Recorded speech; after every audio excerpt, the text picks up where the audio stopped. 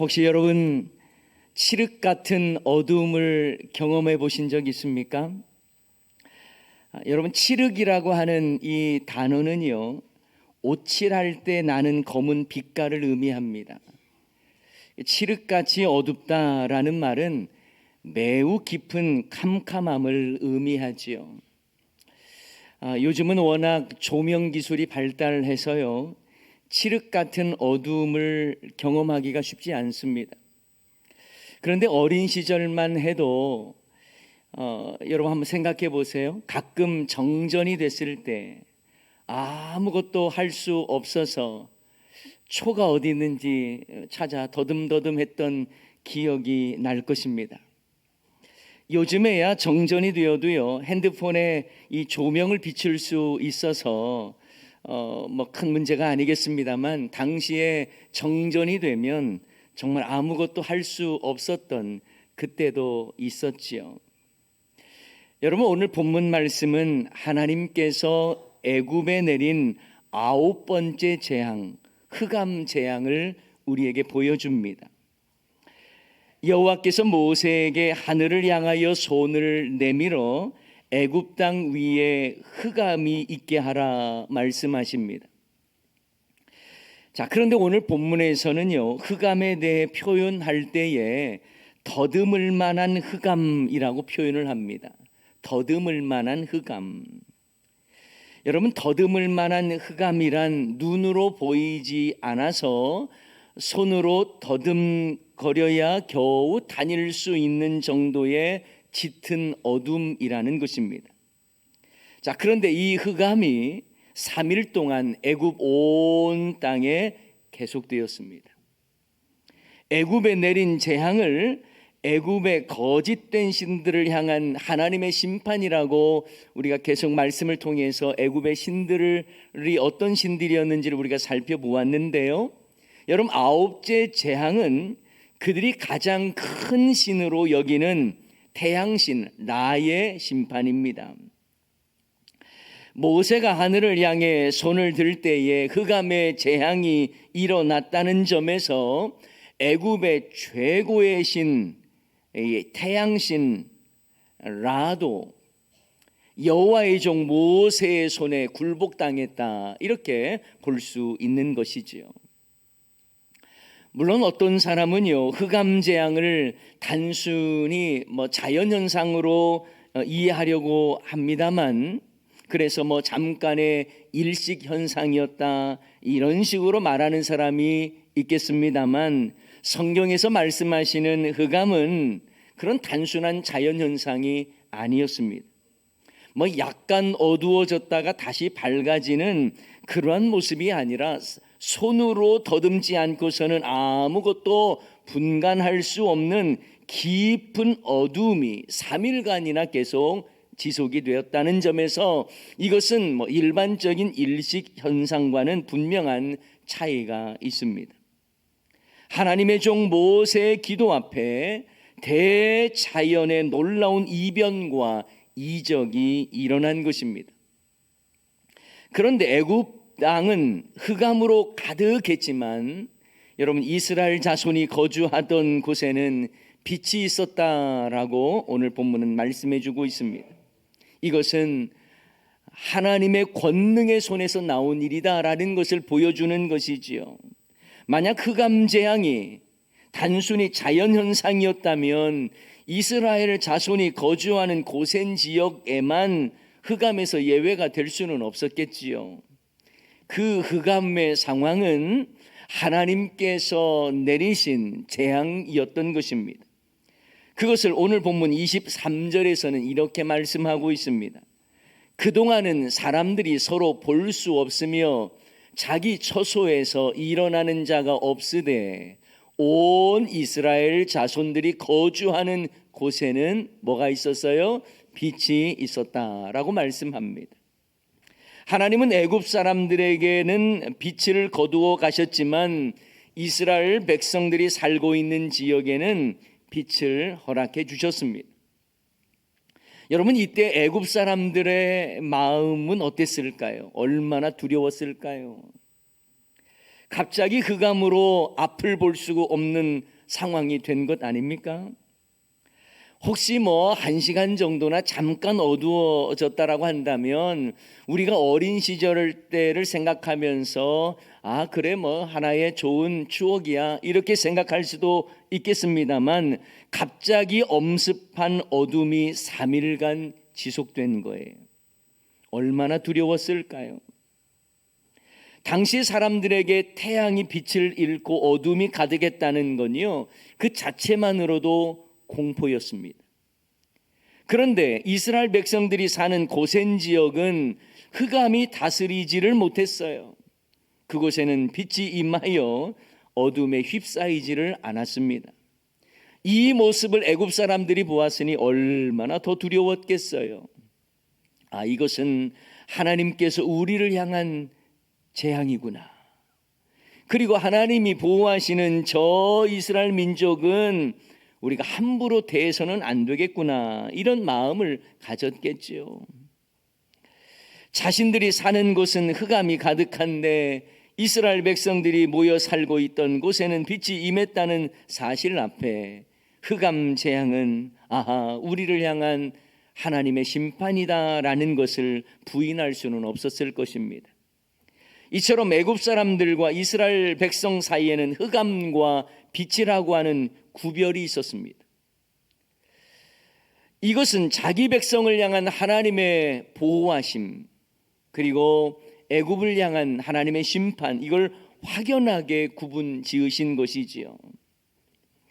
여기서 우리는 감사해야 될 것이 있습니다.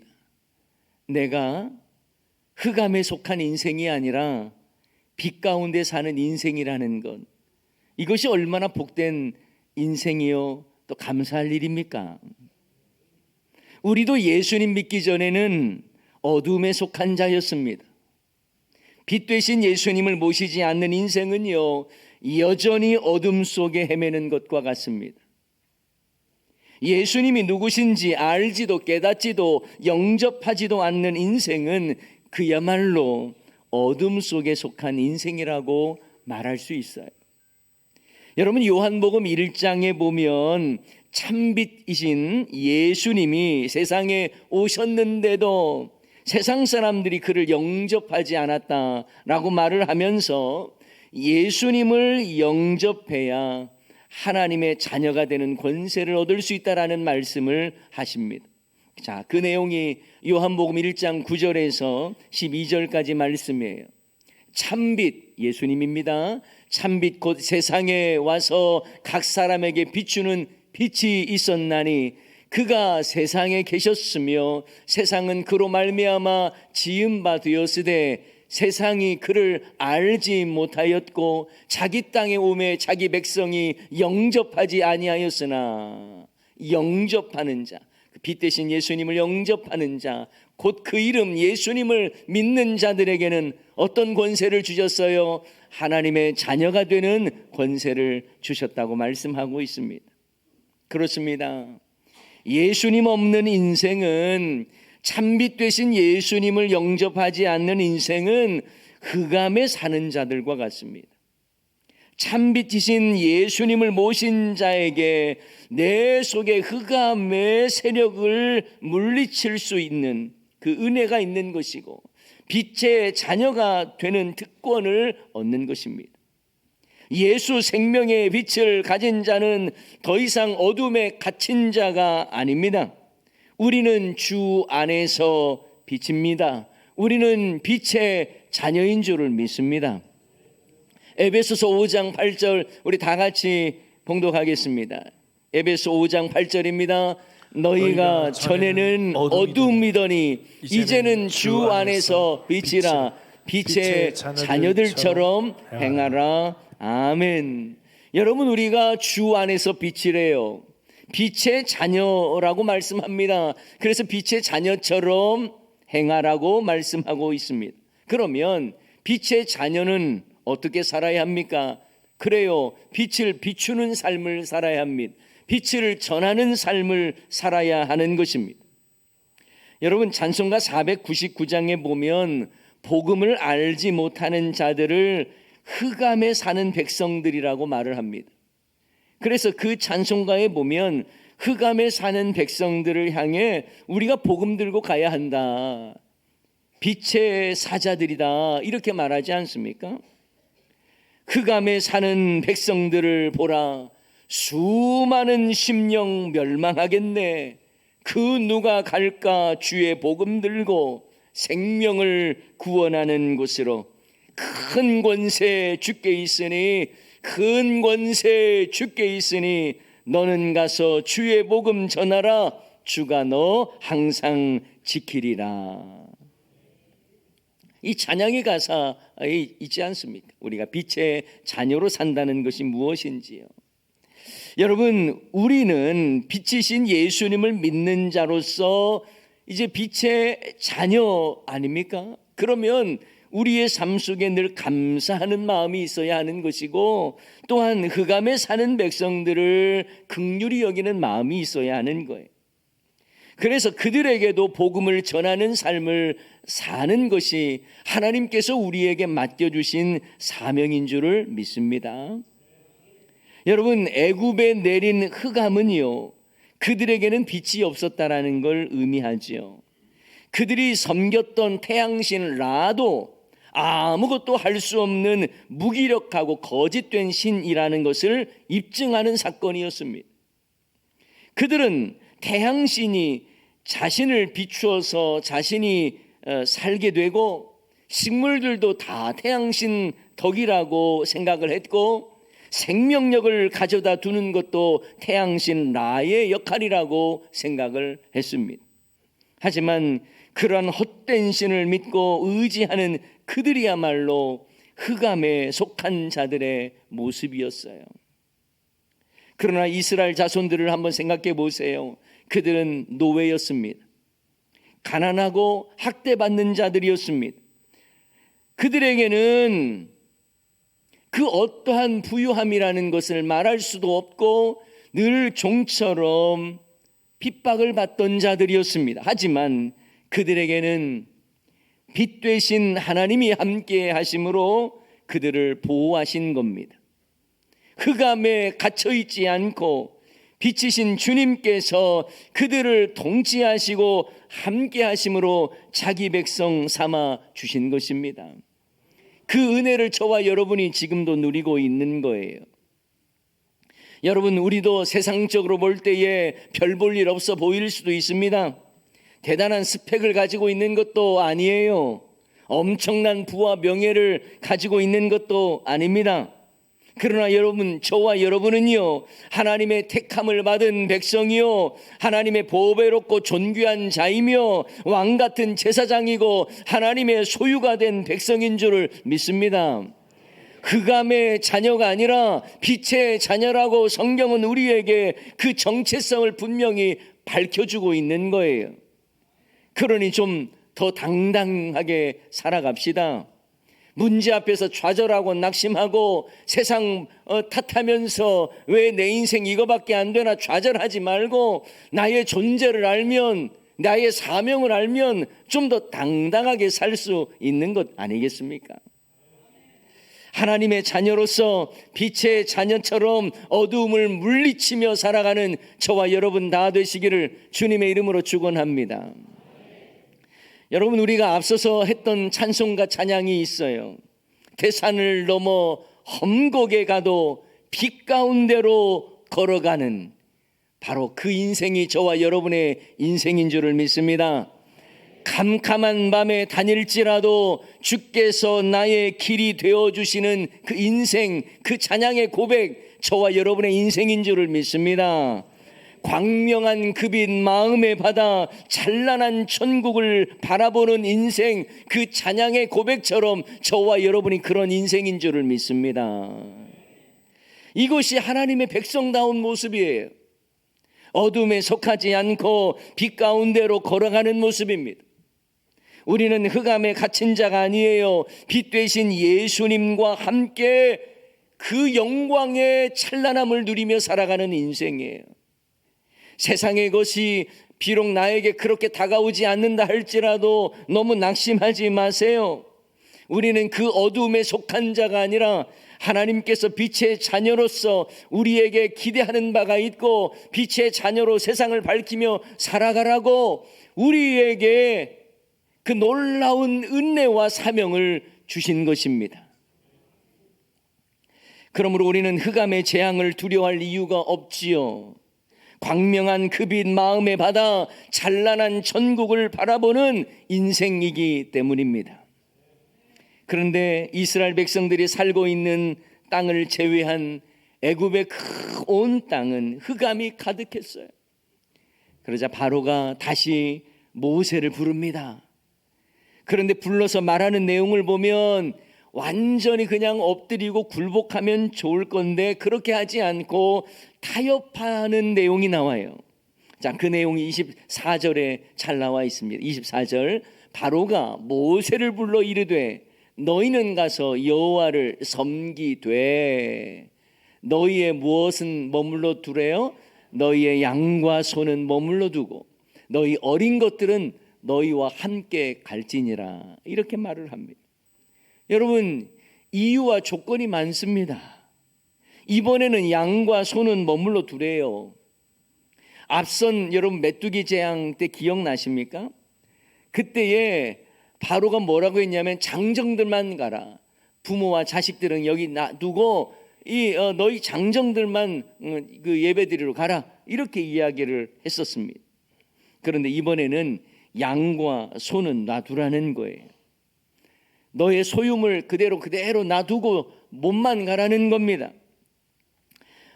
아마도 여러분 그동안에 애굽의 수많은 이 가축들이 재앙 때문에 다 그 목숨을 잃었을 거예요.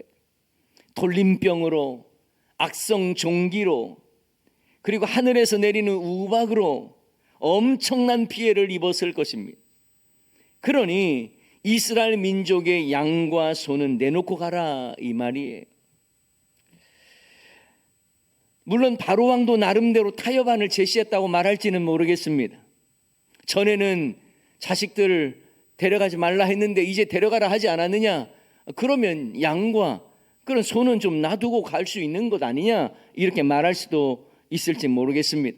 하지만 여러분, 하나님의 심판 앞에서는 타협으로 문제가 해결되는 게 아니에요. 적당하게 거래해서 그렇게 할 게 아니잖아요.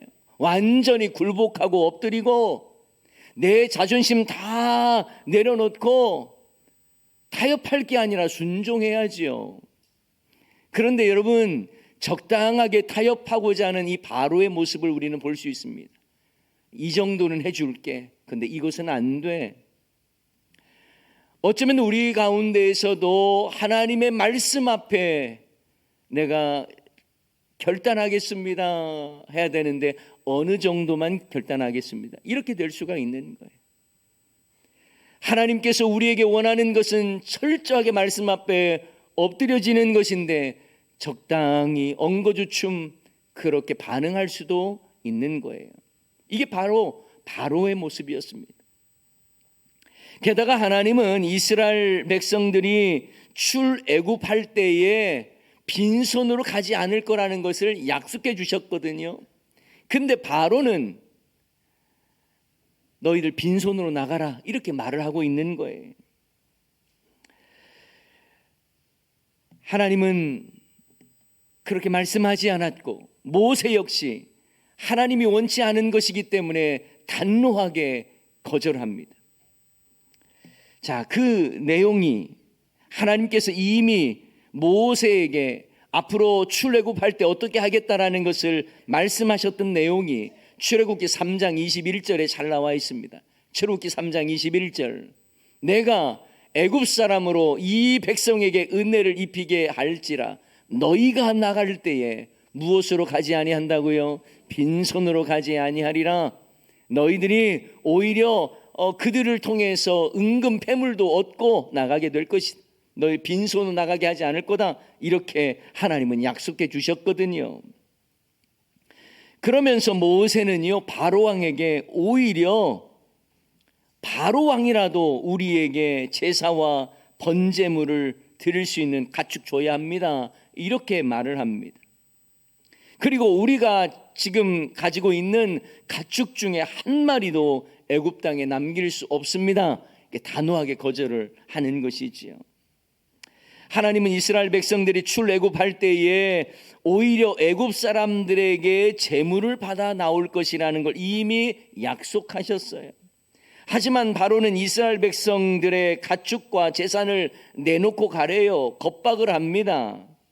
바로의 이러한 말을 보면 아직도 정신 못 차리고 있고 수많은 재앙을 경험했지만 여전히 완벽하게 엎드리는 것을 거부하고 있는 이 바로의 모습을 보게 됩니다. 앞으로 주어질 더 큰 재앙을 불러오는 것과 같은 거예요. 그저 순종하면 되고 그저 엎드리면 되는데 타협을 하고 자존심 세워가면서 뭔가 거래의식으로 나가니 결국 그에게는 더 큰 심판이 몰려올 수밖에 없는 것입니다. 바로는 모세의 단호한 거절에 기분이 상했는지 다시 마음이 완악해졌습니다. 이스라엘 민족을 보내지 않겠다고 말을 합니다.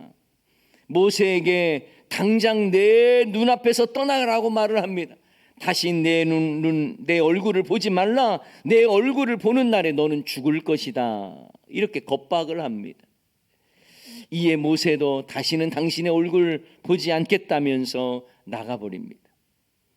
지금 바로는 자신과 애굽 땅이 이 재앙으로 인해서 어떤 큰 두려움과 고통과 어려움을 처할 거에 대해서는 별로 관심이 없고 그저 내 자존심, 교만, 이 고집스러움, 결국 그것 때문에 10번째 재앙까지도 맞이하게 되는 것이죠. 흑암의 재앙 앞에서도 완전히 엎드려지지 않자 이제는 더 혹독한 10번째 재앙으로 나가게 됩니다.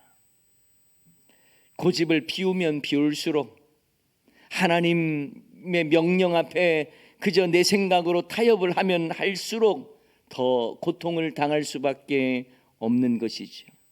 하나님이 원하시는 건 타협이 아니라 순종이기 때문에 그렇습니다.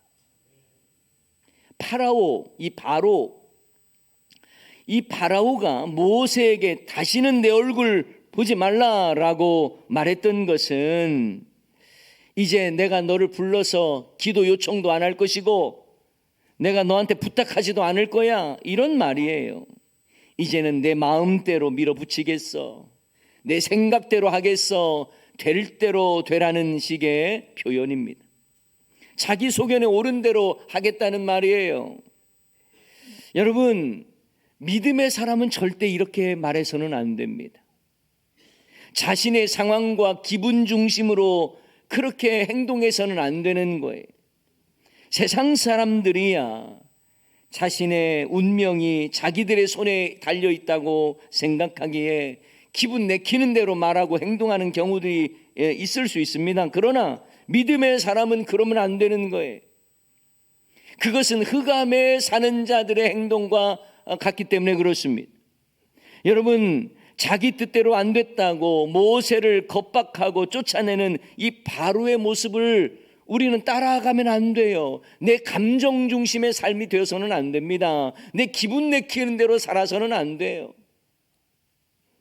여러분, 이런 모습들을 보면 좀 어린아이가 같지 않습니까? 자기 기분 내키는 대로 행동합니다. 열받았다고 하나님의 사자 모세를 쫓아내버립니다. 한 제국의 왕이지만 어린애 같다는 생각이 계속 들어요. 앞으로 자신과 애굽 땅에 미칠 재앙에 대해서는 깊이 생각해 보지도 않고 지금 당장 자기 뜻대로 되지 않았다고 열받아서 하나님의 사자 모세를 쫓아내버리는 거예요.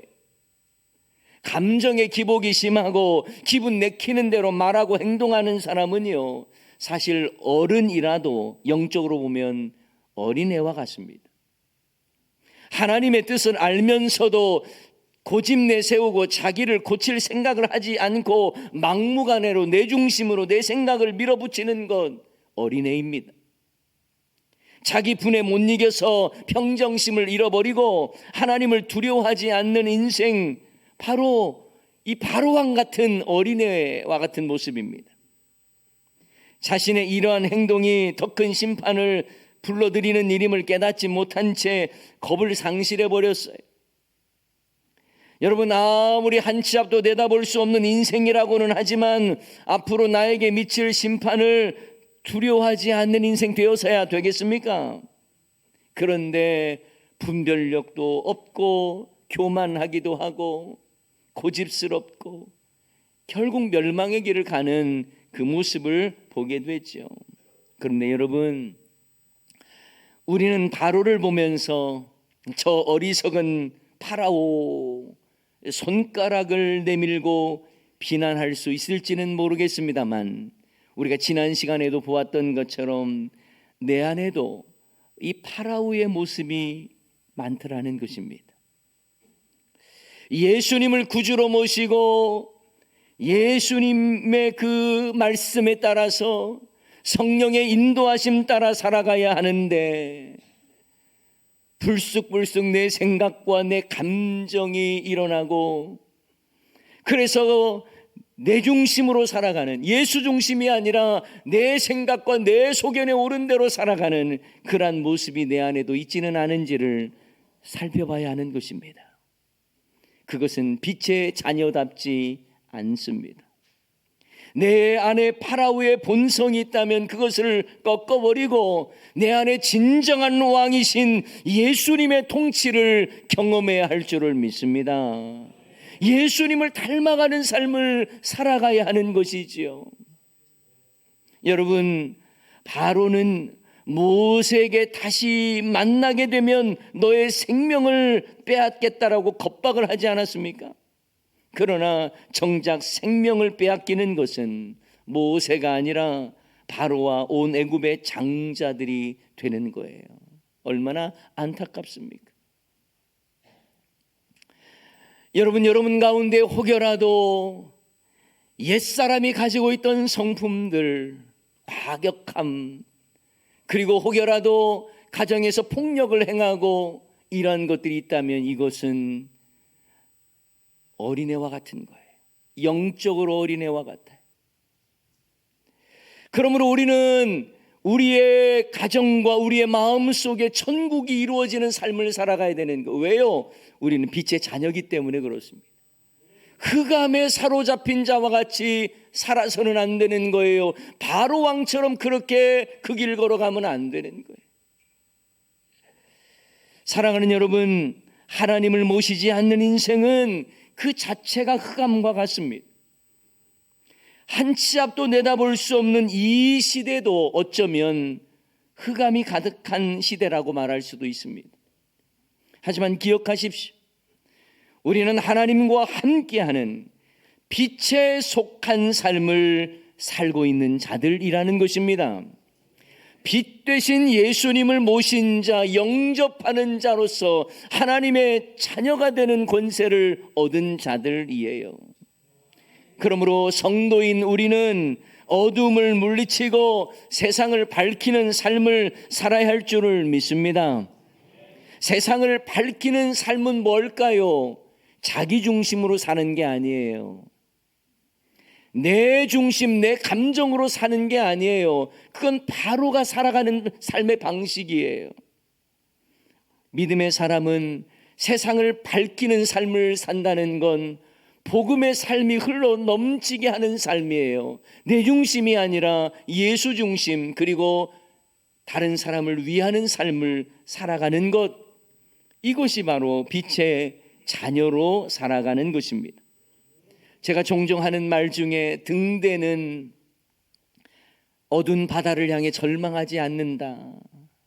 다만 사명을 발견할 뿐이다 라는 말을 제가 가끔 하지요. 우리의 믿음의 사람이 그렇습니다. 세상이 어둡고 내 인생이 정말 환경이 깜깜한 것 같다 할지라도 절망하지 않아야 됩니다. 왜요? 우리는 빛의 자녀이기 때문에 오히려 사명을 발견하고 그 어두운 바다와 같은 세상을 향해 마치 등대처럼 빛을 비추는 삶을 살아야 하는 것이지요. 사랑하는 여러분, 세상을 밝히는 등대로서, 빛의 자녀로서 어둠의 현실 앞에 절망하지 말고 세상을 밝히며 생명을 전하며 살아가는 저와 여러분 되시기를 간절히 소원합니다. 그러한 삶을 살아서 우리가 흑암에 속한 자가 아니라 빛에 속한 하나님의 자녀라는 것을 증명하며 살아가는 저와 여러분의 삶이 되시기를 주님의 이름으로 간절히 축원합니다. 오늘 말씀 기억하면서 우리 찬양하기를 원하는데요, 어두운 세상 가운데에 그 가운데 좌절하거나 절망하지 아니하고 믿음으로 행동하는 삶을 살아가겠다고 결단하는 본회퍼의 그 가사, 그 고백을 우리도 하기를 원합니다. 주 선한 능력으로, 주 선한 능력으로 하시네. 그 크신 발로, 그 크신 발로 날 붙드시네. 절망 속에도 흔들리지 않고 사랑하는 주 얼굴 구하 선한 능력으로 일어서리. 선한 능력으로 일어서리. 주만을 지하리 믿음으로. 우리 고대하네 주 오실 그날, 영광의 새날을 맞이하리. 이전의 괴로운 날, 이전의 괴로운 날 애워싸고 고난의 길을 걷는다 해도 주님께 모두 맡긴 우리 행복. 끝내 승리의 날, 끝내 승리의 날을 맞으리. 선한 능력으로 일어서리. 주만을 지하리 믿음으로. 우리 고대하네 주 오실 그날, 이 영광의 새날을 맞이하리. 주님이 마신 고난의 쓴 자를 우리도 감사하며 받으리. 주님의 남은 고난 채워가며 예수와 복음 위에 살리라. 선한 능력으로, 선한 능력으로 일어서리. 주만을 지하리 믿음으로. 우리 고대하네 주 오실 그날, 이 영광의 새날을 맞이하리. 사랑하는 여러분, 이 시간 말씀 기억하면서 기도하기를 원합니다. 9번째 재앙은 흑암의 재앙이었습니다. 그리고 그 재앙은 애굽 땅에 임하였습니다. 하지만 하나님의 백성에게는 더 이상 어둠 가운데 그 안에 갇히지 않았습니다. 여러분, 우리는 흑암의 백성이 아니라 빛의 자녀라고 우리에게 말씀해 주십니다. 그리고 우리는 빛의 자녀로 살아가야 한다라는 거예요. 여러분, 빛의 자녀로 살기 위해서는 내 중심성을 벗어버려야 돼요. 내 고집, 내 기분, 그것으로 사는 인생이 돼서는 안 되는 거예요. 주님께서 원하시는 그 삶, 비록 나의 주어진 환경은 어둡고 길이 보이지 않는다 할지라도 비록 이 시대는 어둡고 흑암 가운데 있는 상황이라 할지라도 믿는 사람은 예수 그리스도 그 생명을 전하고 하나님의 빛을 전하는, 생명을 전하는 삶을 우리는 살아야 하는 것입니다. 그래서 믿는 사람들이 어둠을 쫓아내고 그리스도의 사랑으로 예수 그리스도를 보여줄 수 있는 성도가 저와 여러분이 되어야 하는 것입니다. 이 시간 말씀 기억하면서 내가 그런 삶 살기를 원합니다. 빛의 자녀로 살기를 원합니다. 험한 세상 앞에 절망하거나 그 환경을 탓하지 아니하고 빛 되신 하나님의 자녀로 살기를 원합니다. 이 말씀 기억하면서 우리 다같이 주여 한번 외치고 통성으로 기도하기를 원합니다. 주여